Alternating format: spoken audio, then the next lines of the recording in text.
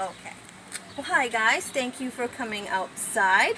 We are standing here in front of an open engine, and you're probably wondering why, correct? Yes. Well, I'm glad you're wondering. You look excited. Well, currently out of the U.S. population of 327 million people, 250 million cars are registered to be in use. Now, this has no weight on how many cars are illegally on the road and how many cars are actually being maintained properly. According to leading companies in the automotive industry, this is the most cost-effective way to extend the life of your engine is to figure out how to check its oil. In addition to being cost-effective, it's also very easy to learn.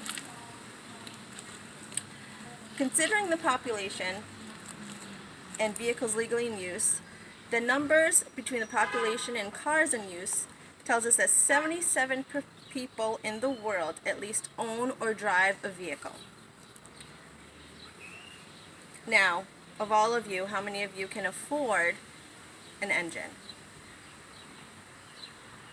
Now, currently you can't afford an engine, obviously. Well, the cost of an engine, according to NAPA, is $3,600, just over that. Now, the cost of oil, also at NAPA, is $39.99. Definitely something that's more cost effective. Now, the first in learning how to check your oil is to locate the dipstick. Now, if you take a look right here, this is labeled engine, and there's a little can that states oil. You want to lift this out. Why it's so stuck? Lift it out, and with a clean cloth, wipe off all the residual oil.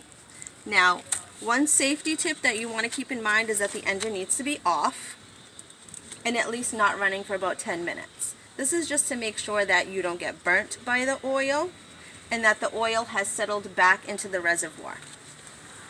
Once you've wiped off the end of the dipstick, you want to place it back into the pipe that it came out of to make sure that you calculating properly how much oil is in the reservoir.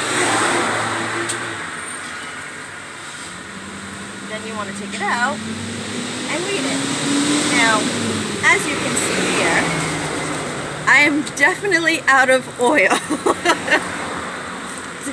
Definitely low on oil. I probably should get a whole 5 quarts, which is $39.99. I don't want to buy a new engine. Now, that price that you have there, that's $3,600. That is for a Toyota Corolla. At best. And I believe it's a 2009 Toyota Corolla. I do not have a Toyota Corolla. I have a Volkswagen Rotan. So obviously that price is going to be different. I'll probably end up paying more because I have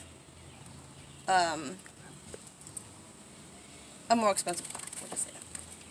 Now, if I do need to add oil, right over here, this is an oil cap, or some cars will label it as oil cap.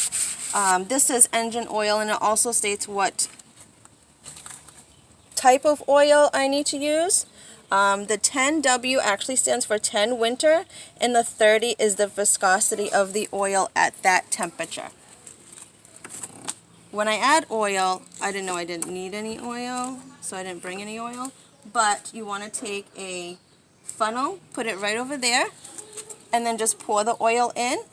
And you can actually leave it in there for a few minutes and then test the dipstick again to make sure that everything went in the reservoir properly and that you do not overfill it. Now, in conclusion, this is definitely more cost effective, definitely something that the 77% of the world can benefit from in maintaining the life of the engine and prolonging the life of the engine